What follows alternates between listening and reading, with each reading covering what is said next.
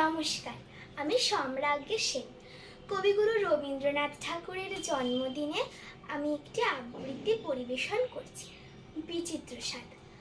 আমি যখন পাঠশালাতে যাই, আমাদের এই বাড়ির গলি দিয়ে 10টা বেলায় রোজ দেখতে পাই ফেরিওয়ালা যাচ্ছে ফেরি নিয়ে। চুড়ি চাই, চুড়ি চাই, সে হাঁকে। চিনের পুতুল ঝুড়িতে তার থাকে। যায় সে চলে যে পথে তার খুশি, যখন খুশি খায় সে বাড়ি গিয়ে। 10টা বাজে, 10:30 বাজে, নাইকো তারা, হয় বা পাছে দেরি।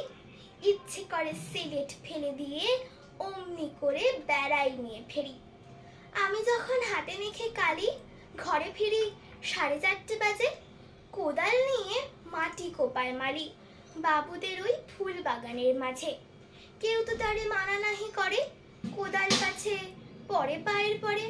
গায়ে মাথায় লাগছে কত ধুলো, কেউ তো এসে বকে না তার কাজে।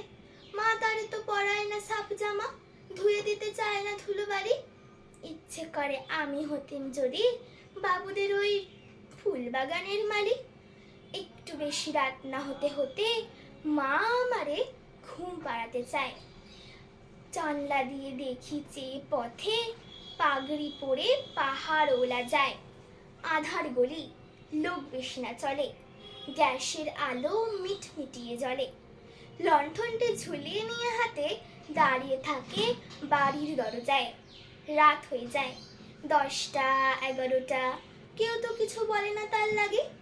ইচ্ছে করে পাহাড় ওলা হয়ে গলির ধারে আপন মনে জাগি। নমস্কার।